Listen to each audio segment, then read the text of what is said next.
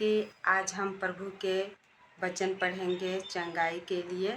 और आप लोग अगर बीमार हो तो आप लोग सारे वीडियो सुन सकते हो।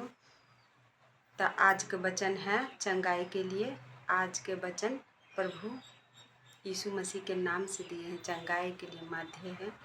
जब हम परमेश्वर के सामने, जब हम प्रार्थना के समय, जब इस चंगाई के लिए जब वादे के पढ़ेंगे तो हम रोज़ पढ़ेंगे तो हम चंगाई के प्राप्त कर लेंगे। तो अभी जो मैं चंगाई के जो वादे को पढ़ने जा रही हूँ बाइबल के पवित्र शास्त्र के वचन में, तो उस वचन का आप अपने घर में रोज़ 10 बार ज़रूर पढ़िएगा और ये वचन आपके ज़िंदगी में बदल कर रख देंगे, उस चंगाई के लिए आएगा।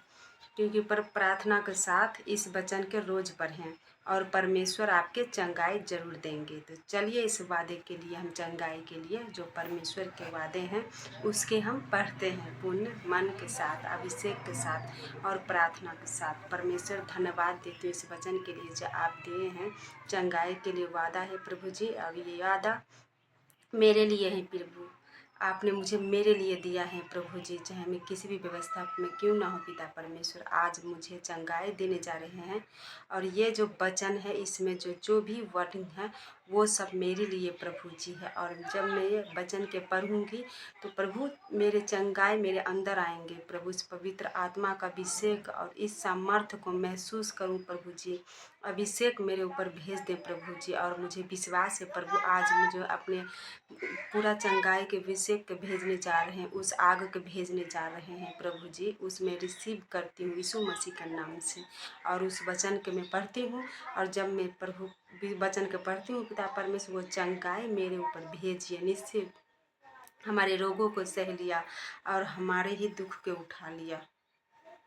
और उस वचन के मैं पढ़ती हूँ तो परमेश्वर पिता वो चंगाई मेरे ऊपर भेजे। निश्चय उसने हमारे रोगों को सह लिया और हमारे ही दुखों के उठा लिया, तो भी हमने उसे परमेश्वर के मारा कूटा और दुर्दशा में पड़ा हुआ समझा। परंतु वो हमारे ही अपराधों के कारण घायल किया, वो हमारे ही अधर्मी के कामों के कारण कुचला गया। हमारे ही शांति के लिए उस पर ताड़ना पड़ी, जिसके कोड़े खाने से रोग चंगी हो जाए। प्रभु जी आपके कोड़े खाने से मैं चंगी हो चुकी हूँ। यशायाह 53 का उसके 4-5वां वचन, वो अपने वचन के द्वारा उन्हें चंगा करता है और जिस गड्ढे में वो पड़े हैं उससे निकालता है। भजन संगीता 107 का 20वां, जब वो व्याधि के मारे यीशु सिर पर पड़ा हो तब वो संभालेगा, तो रोग में उसके पूरी बिछौने के उलट कर ठीक करेगा।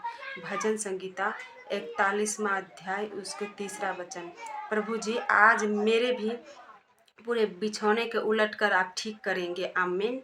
मैंने कहा, हे यहोवा मुझ पर अनुग्रह कर, मुझको चंगा कर, क्योंकि मैंने तेरे विरुद्ध पाप किया है। भजन संगीता 41 का 4था वचन, ईश्वर ने आप हमारे दुर्बलताओं के लिए लिया है और हमारे एक बीमारियों को उठा लिया है। मत्ती रचित शुभ समाचार उसके 8 अध्याय उसके 17वां वचन, ईश्वर ने कहा, वैद्य भले चंगों के लिए नहीं परंतु बीमारियों के लिए अवश्य। मत्ती 9 अध्याय उसका 12वां वचन, यीशु ने कहा, हे पुत्र तेरे विश्वास ने तुझे चंगा किया है, खुद से सच्चा और अपने इस बीमारी से जी उठ। मरकुस 5वां अध्याय उसके 34 वचन, यहोवा का भय मानने से और बुराई से अलग रहने से तेरा शरीर भला चंगा और तेरी हड्डियां पुष्ट रहेंगे। नीति वचन 3रा अध्याय 7वां और 8वां वचन, वो मेरा इलाज करके मेरे घावों को चंगा करेगा, आमीन। निर्मिया 30वां अध्याय उसका 17वां वचन, वो अपने द्वारा वचन के द्वारा चंगा उनको करता है और जिस गड्ढे में वो पड़े हैं उसे निकालता है। भजन संगीता 107 का 20, तेरे मूल पुरुष दाऊद के परमेश्वर यहोवा लोग कहता है, मैंने तेरी प्रार्थना सुनी, तेरी आंखें देखी हैं, देख मैं तुझे चंगा करता हूँ।